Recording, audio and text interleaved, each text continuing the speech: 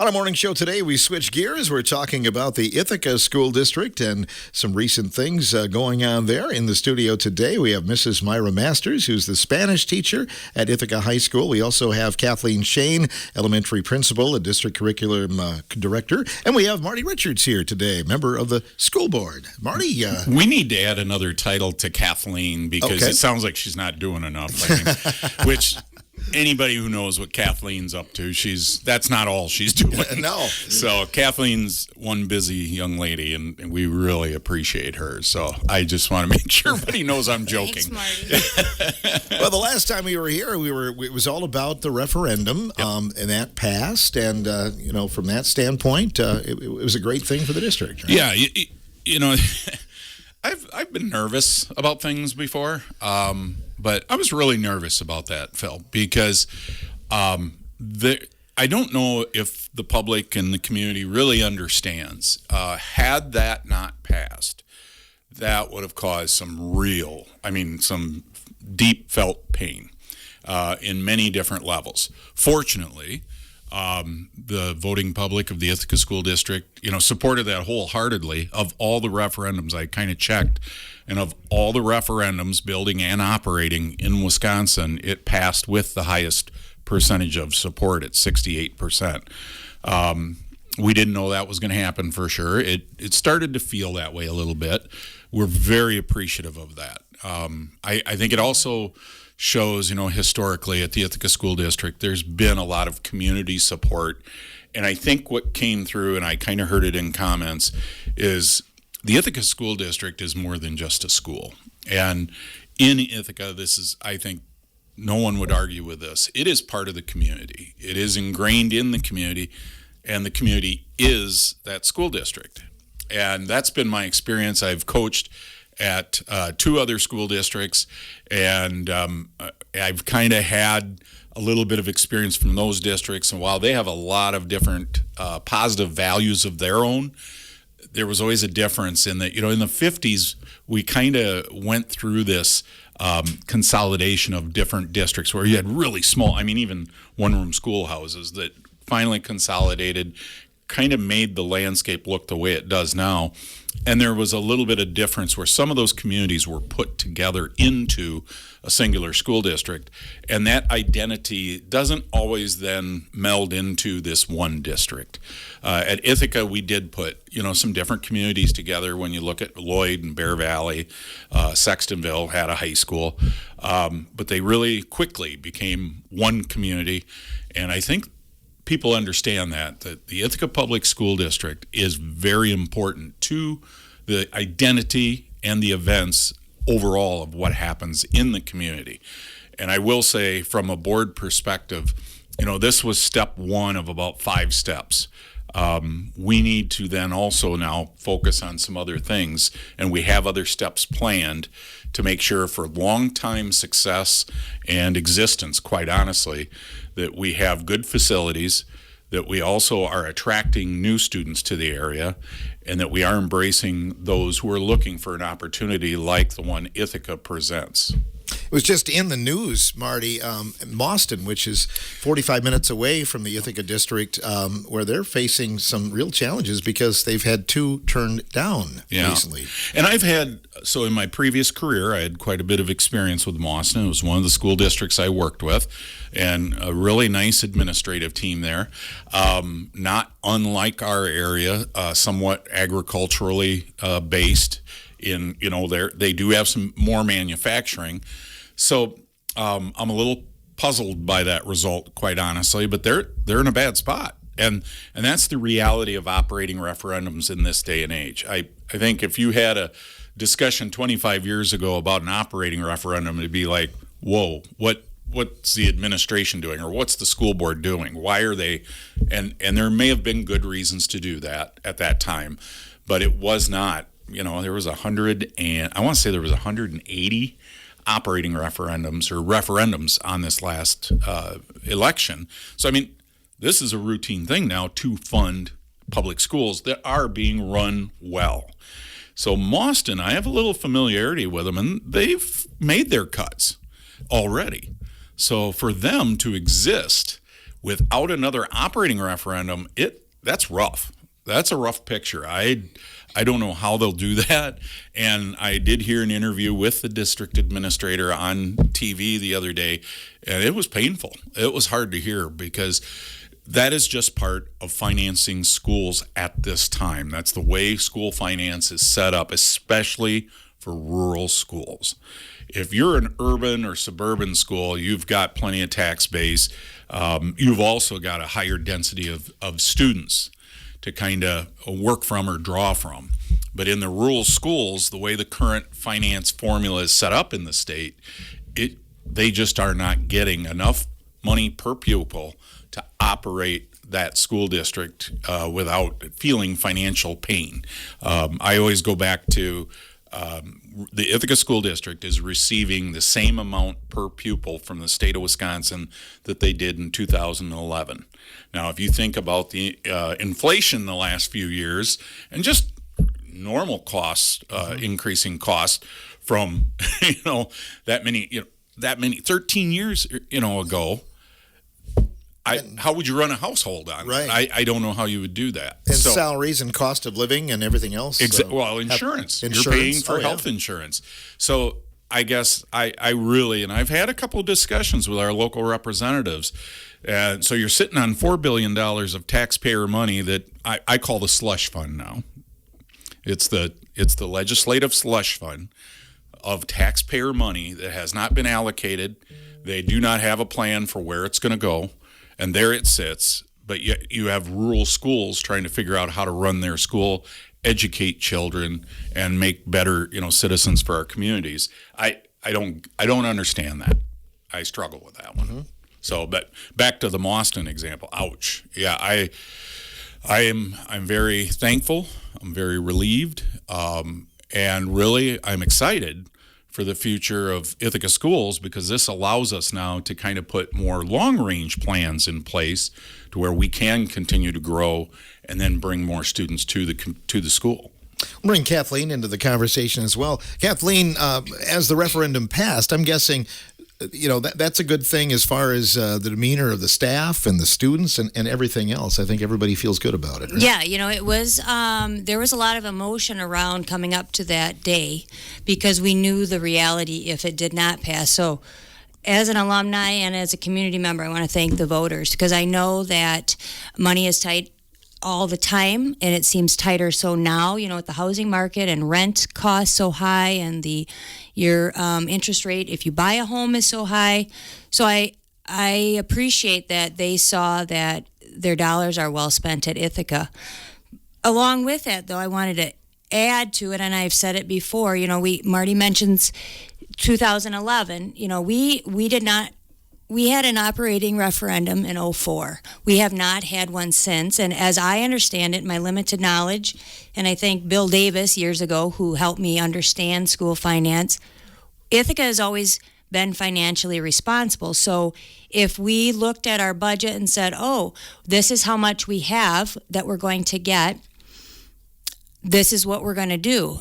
Literally, I remember sitting in board meetings and we couldn't make purchase decisions until after October when the money would come out to be determined what schools were going to receive.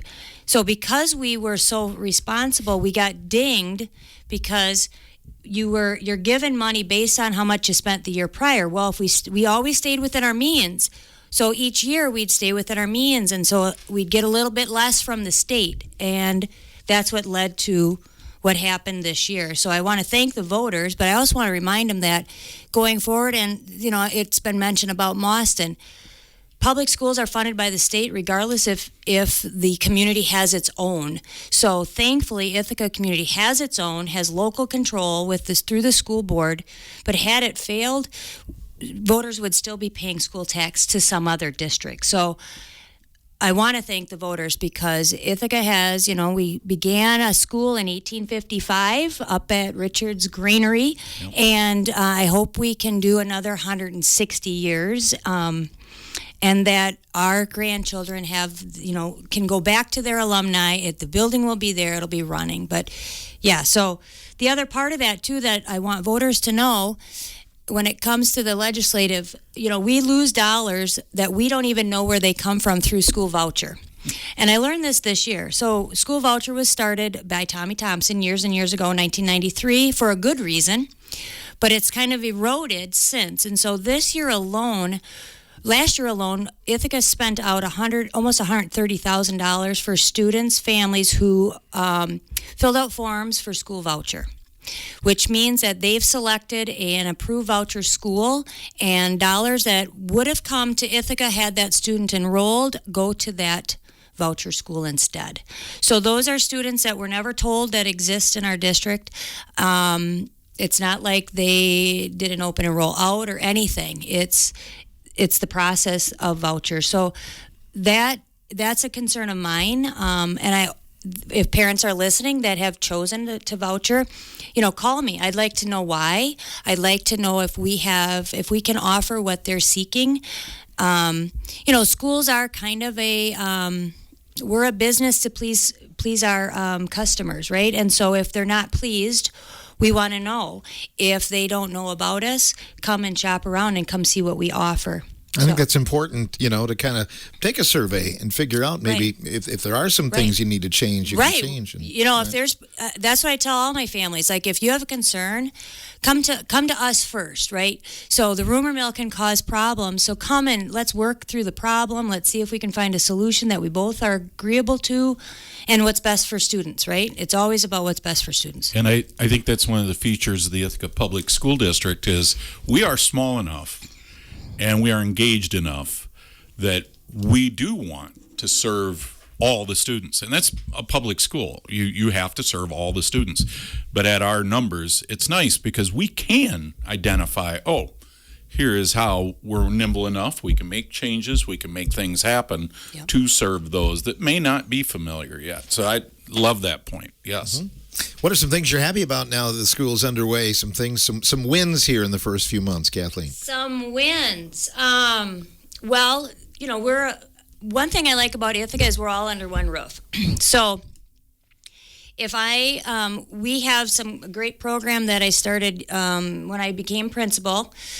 We call it our teaching assistants, and I think I have 25 high school kids that go into the elementary classrooms for various reasons. There's some middle school kids that, if their study hall isn't needed by them, they're efficient at getting their work done, or they don't mind taking some work home to finish, they'll volunteer as well. But that has been super successful. There's several that I'm like, you got to go into teaching. You are really good. Oh, I don't think, Mrs. Shane. I'm like, yes, you are really good with kids. And so that to me is a big success. And an offshoot of that, Monica Kirshner and Jenna Whipperforth put together, it's called RISE program.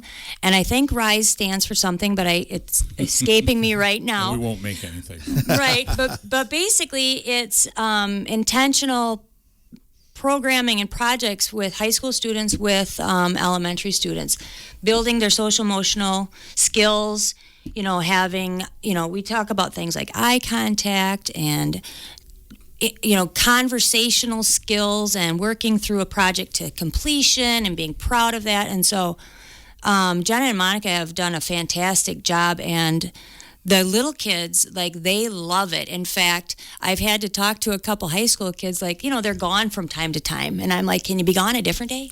Don't be gone on that day, because those little kids are just they're sad.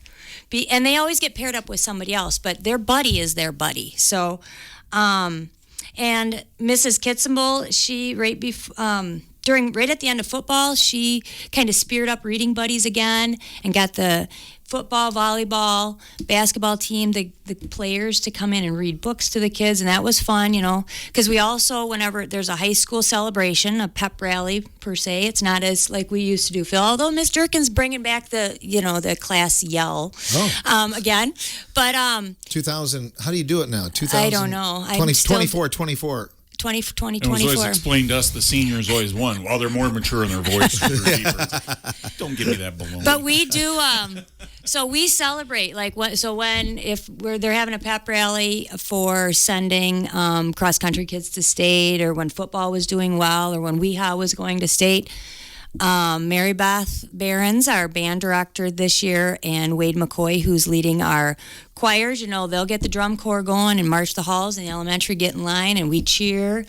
And so it's part of that whole school thing that I really like, because to me, we're a family, right? So we're immediate and extended. So, you got things going on that we accept each other however we are, but we also have ups and downs, just like families do.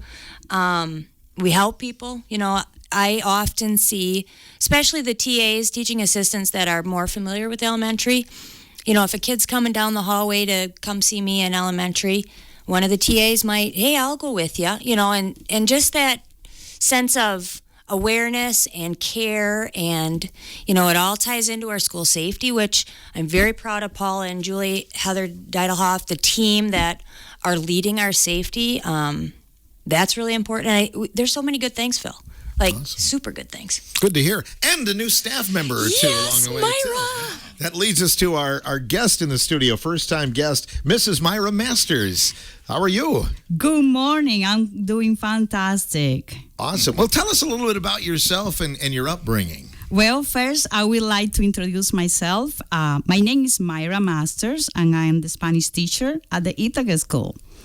I am graduate of education from the University of Cuba, and I have been living in the United States for 24 years. In 2021, we decided to move to Wisconsin.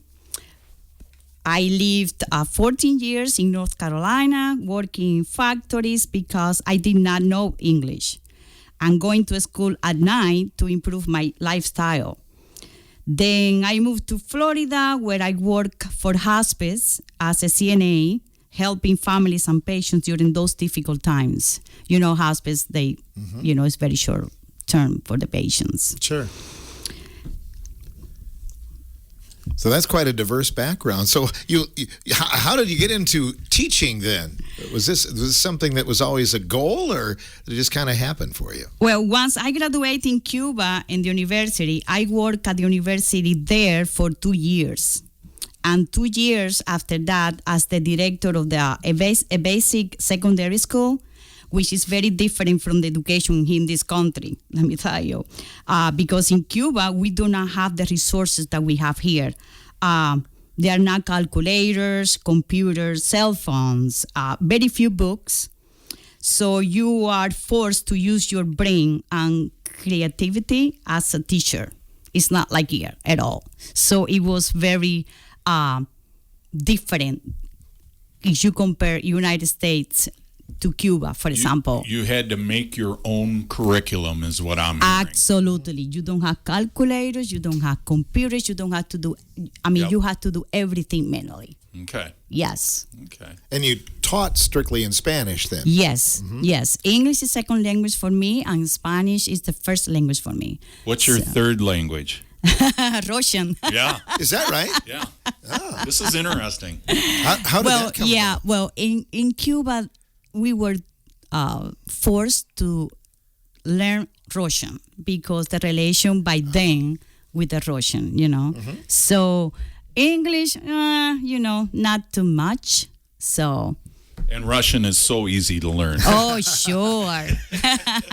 That's one of the toughest to learn. Yeah, right. And English too, though. English is tough. Can you tell? Well, English is tough because of all of the slang we have. And Absolutely. Yeah. Yes. So in 2021, we decided to move to Wisconsin to be able to take care of my father-in-law.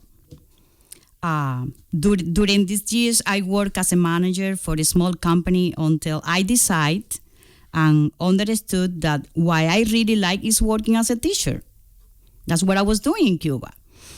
I applied for my Wisconsin teaching license and started working at the Ithaca School, and it's where I feel happier than ever.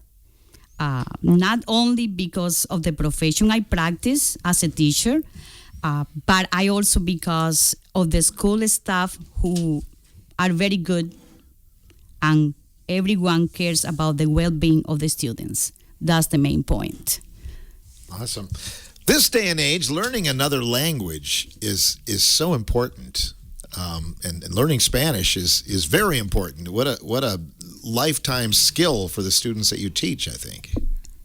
Would you agree? Yes, absolutely. Learning a second language is not easy at all, but it's very beneficial. For example, it helps with memory, concentration, and clarity of mind. Not only that, but also with creative thinking.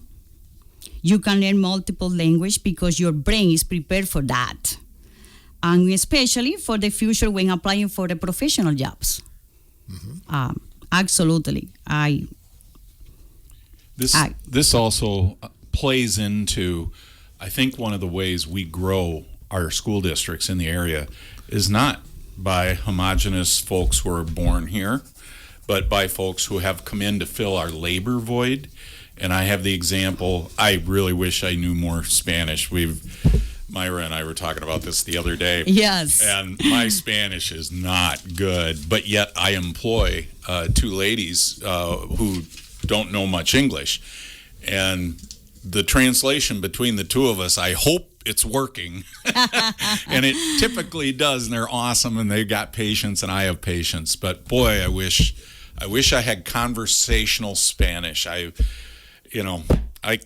bad. It's not good. So I'm going to interject because my girls, thankfully, we had Spanish when they were going through. Both then continued and got a certificate or minor in Spanish in their colleges. And yeah, the opportunities that they have because they are, and they're not bilingual by any means, but financially as a professional, that the ability to speak a second language, and in this area or in New York, right? To be able to speak Spanish fluently allows you to more opportunity for career choices. It puts people above others, because if you are bilingual and you have that dual language, even if you're not 100% conversationally proficient, that puts you above others in the job market, and it's very important. And I'm so excited for Mayra. One thing she has done for me as an elementary principal is how open and enthusiastic she is for meeting my students, and how comfortable she makes the students and their families feel. Thank how you. Accommodating she is for staff. Spur of the moment, I need assistance, she's right there. She's always willing to help, and her drive for getting these kids to do that is wonderful. Like, I've seen her just in passing. I don't watch all the time, but and how passionate she is about it, and the high expectations and the work ethic that she's instilling. We practice, do this, very intentional. So I'm very excited and thankful that she's joined the Ithaca family. Yeah. How are the students doing? I mean, are they pretty receptive to this? I have a great satisfaction with my students. When I see them speaking and practicing Spanish in all areas of the school, it doesn't matter where, because it is clear that they want to learn, and based on the results of the exams, they have learned a lot. We do various activities, not only in the class. We play games like Scrabble. They love that game. We use in the Scrabble game to look for Spanish words, and it's a challenge for them. So that's a great activity for them. That's interesting. We going to the gym. We just dance. We just jump with everything. We sing. We interact with sports as well. The interaction with the student has been great. I think they like it and they love it. It has been a wonderful experience working at Ithaca, not only with the students but also with the other teachers and staff in general, who have been very welcoming and professional all the time, helping me with everything I have needed. Well, we're giving out compliments too. I wanted to compliment you on. They recorded some referendum commercials. Leading up to the referendum, and you had one in Spanish, and I'm thinking, man, she's got a future in radio right there. Oh, there you go. I can work here as a part-time. No, she doesn't. She needs to be at Ithaca. Part-time, she said.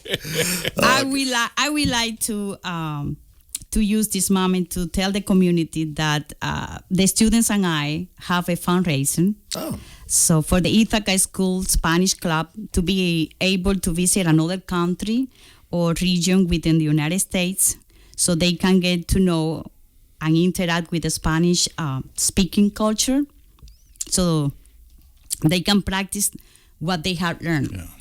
So I would like to use this moment to tell the community that if anyone wants and can donate to this Spanish club for these students, I will really appreciate it for the travel expenses.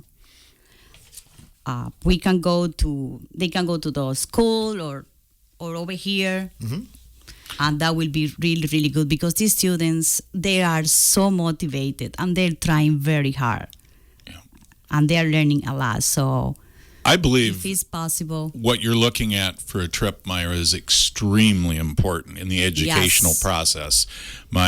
Terry and I have traveled to Latin American countries, and just the difference of range of Spanish is interesting. We go to Puerto Rico, and I think, oh, I can speak Spanish. And then we go to Nicaragua, and it's like, I have no idea what they're saying. Absolutely. And I think it's part of, in the brain, switching a switch, that when you're in the culture, you learn more too. It's different.